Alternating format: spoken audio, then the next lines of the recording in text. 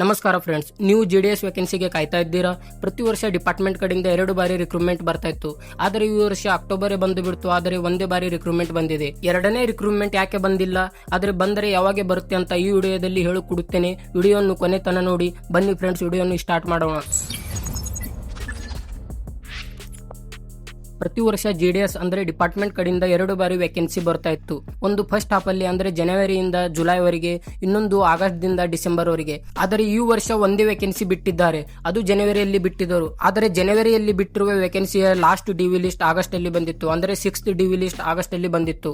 ಅದಕ್ಕಾಗಿ ಸೆಕೆಂಡ್ನೇ ವೇಕೆನ್ಸಿಗೆ ಲೇಟ್ ಆಗುತ್ತಾ ಇದೆ. ಈಗ ಎರಡನೇ ವೇಕೆನ್ಸಿ ಯಾವಾಗ ಬಿಡ್ತಾರೆ ಅಂದ್ರೆ ಅದು ನವೆಂಬರ್ ಎಂಡರವರೆಗೆ ಬಿಡಬಹುದು. ಏಕೆಂದರೆ ಡಿಪಾರ್ಟ್ಮೆಂಟ್ ಈಗ ಟ್ರಾನ್ಸ್ಫರ್ ಪ್ರೋಸೆಸ್ ಅಲ್ಲಿ ಬಿಜಿ ಆಗಿದೆ.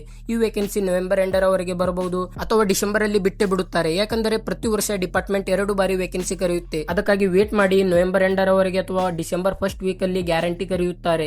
ಈ ವಿಡಿಯೋ ನಿಮಗೆ ಹೆಲ್ಪ್ಫುಲ್ ಅನಿಸಿದರೆ ವಿಡಿಯೋವನ್ನು ಲೈಕ್ ಮಾಡಿ ಹಾಗೂ ಇದೇ ರೀತಿ ಅಪ್ಡೇಟ್ಸ್ಗಾಗಿ ಚಾನೆಲ್ಗೆ ಸಬ್ಸ್ಕ್ರೈಬ್ ಮಾಡಿ.